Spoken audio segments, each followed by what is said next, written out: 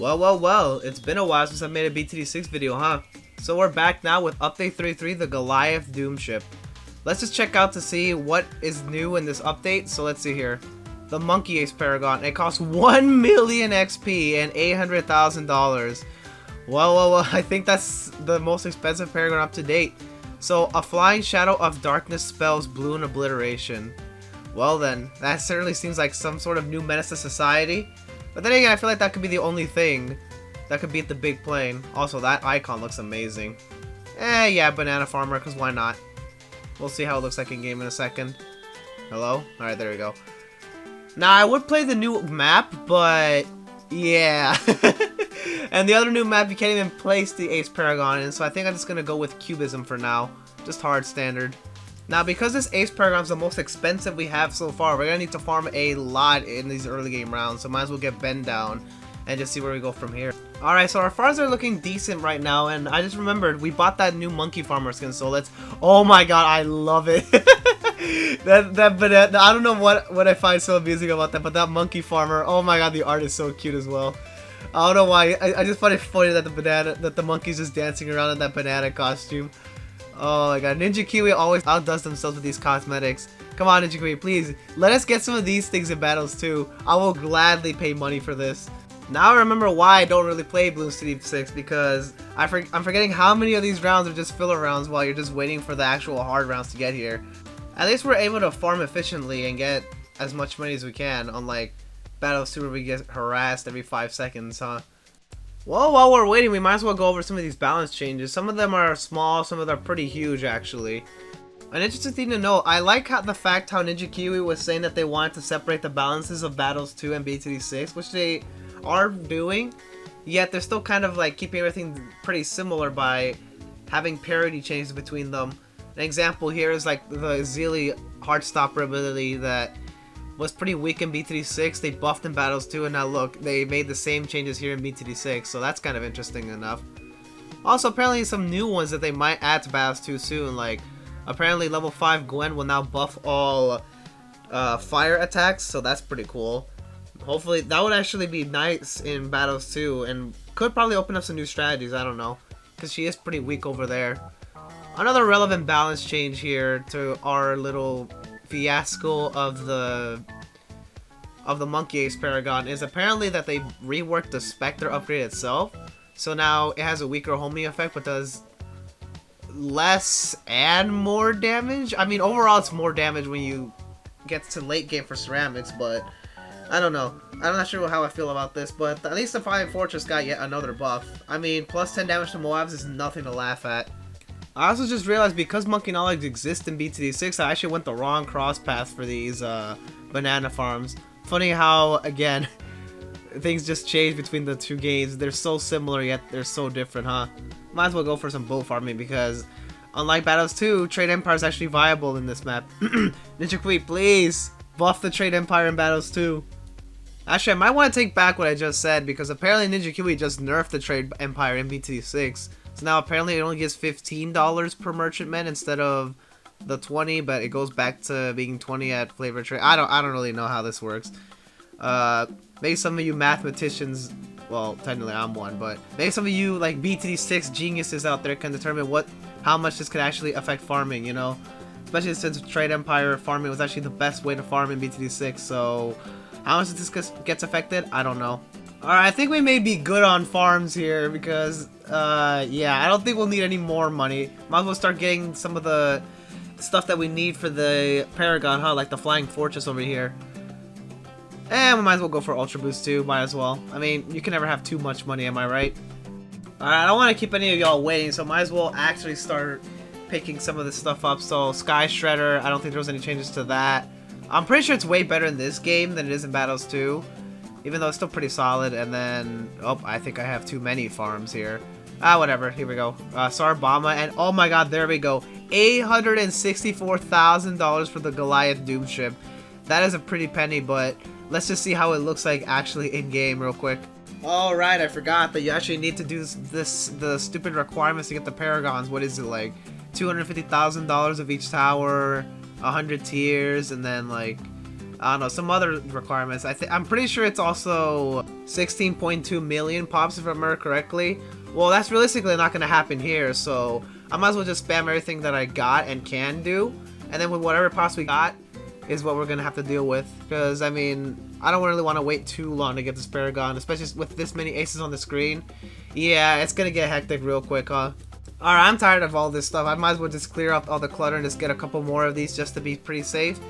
And then, where is it? Here we go. $864,000 for this. The Goliath Doomship. Let's see what does it matter which one we do? I don't think it does. I'll just do the middle one. But yeah, let's see. Upgrade to Paragon. Oh my god. Now that looks sick right there. Oh my god, now that is a massive plane. So it looks like we have the regular targetings. Okay, good. Degree 43. That's pretty good. And we can switch sides. Alright then, I don't think that's really anything. But what is this? Set target. Oh wait, I'm pretty sure this is for the ability. Yeah, because I remember it having a carpet bomb ability and... Oh, it looks like it has a range. A minimum range that you can actually cast it. That's pretty cool. Yeah, because I'm spamming, it's not letting me do that. So it looks like when it's green, it's able to be placed down. Wait a second. Let me... Oh! Alright then. So it looks like if I do that, I can actually aim the ability to go downwards. And if I do, let's say, this, and activate the ability over here, looks like... Yup! Okay, so you can actually target the ability to see where it actually goes. That's pretty cool. So if I set it from the beginning of the map to the end of the map, it should cover the whole screen, technically. But, I don't know, I don't think I want to do that. I think the most efficient thing to do is to aim it from, like, the beginning of the map to there because of all the bends and stuff. Not that we actually need the ability because, I mean, it's rocking, and our banana farmer over here just still dancing around here collecting that banana farm, so that's pretty cool. Well, it looks like this is actually surviving pretty well on its own, and when I really actually zoom in and actually look at everything, you kind of see all the aspects of the... Ace, so you see the Sky Shredder dart missile thingies that are purple, the homing green missiles, that's pretty cool, and then obviously the carpet bomb ability, which, yeah, is basically all three paths right there. So we're about to approach 140, so I want to actually see how much damage this bomb does, because the Ace has been shredding everything that's not a bad. So it looks like it's already actually doing a massive amount of damage alone, so let's actually use the ability and... It just one-shot the entire fortified bad. That, oh my god. Now granted, it is a degree 40 Paragon, so it's pretty strong what you see in a normal game, but I mean, the fact that it just one-shots a fortified bad. Now granted, I did have the missiles all clumped up, so hold on, what happens if I use the ability again real quick? Yeah, it just one-shots everything, so... I do have the bombs pretty clumped up, so if I would have had the... bombs that say go from the beginning track to the end of the track, I feel like it will do less damage because I'm pretty sure it's a set amount of damage per bomb. But that's still pretty cool, nevertheless.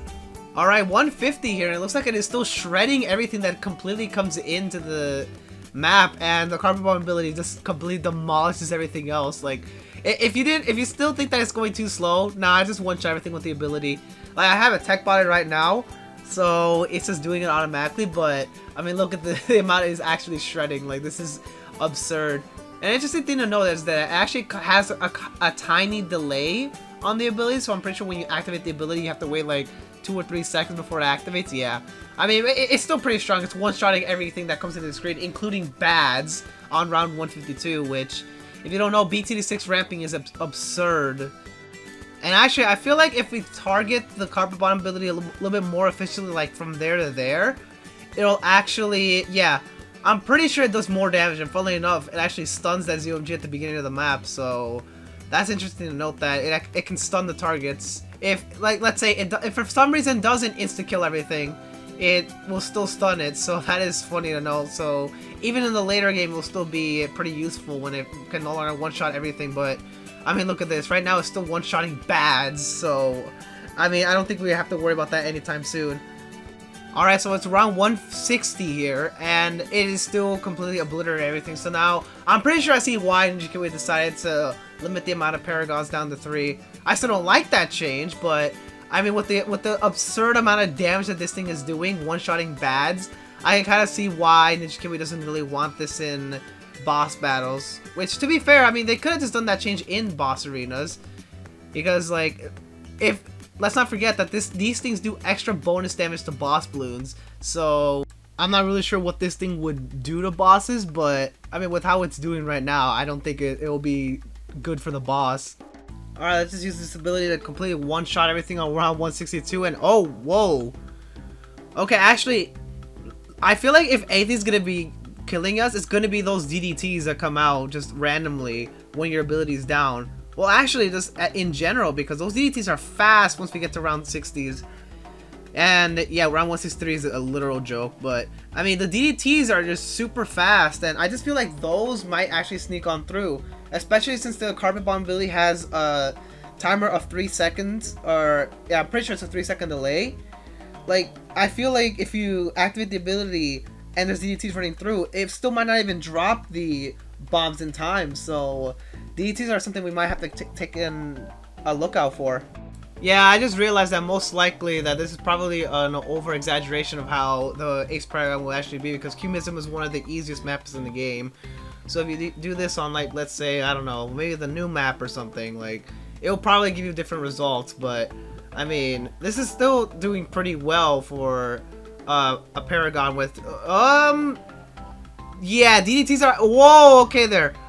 Hold that thought, because ceramics almost just went through. Like, I'm pretty sure I saw some at the very last bend, so this might, it looks like we might be on our last legs here, even for Cubism, so yeah, round 167, and yeah, it's looking not so well, because yeah, okay, now the bats are actually starting to take a while to die, so the DDT insides might actually be a problem. I mean, we can still one-shot the insides if they're low enough HP, so DDTs won't even spawn, but I mean, like, let's say for something like this, where we just use the ability, and then the insides just go to the end of the map instantly, so it might be better just to untech bot this, but I mean, with the delay, I don't think it's gonna matter much, to be honest, because yeah, like the 3-second delay will just make it basically impossible to time it with DDTs going this fast. So I'm just gonna keep going until we die, and once we get to that point, I think it's just gonna be over.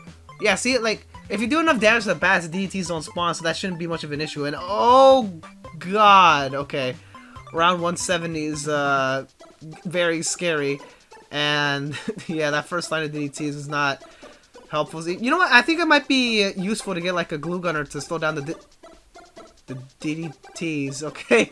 All right then. So let's just ignore that and get a primary mentoring village to slow down some of these DDTs. I'll even take it off fast forward for now, because yeah, these things are fast. Like, to be fair, the weakness of a lot of things that I've noticed is actually DDTs. It's not the bats, because look at them. We're still shredding the complete annihilation out of everything, but yeah, like, the DDTs are just going by so fast that even with the glue, we just died. Well, folks, I feel like that's just gonna be it. So round 170 is gonna be the end for this. It's not an official test, but like, it's something to keep in mind. 128 million pops. Wow. So it looks like this thing definitely is a menace to society. So I'm just gonna leave it off to what y'all think. Thank you guys so much for watching. Hopefully you guys enjoyed, and I'm out. See y'all, everybody.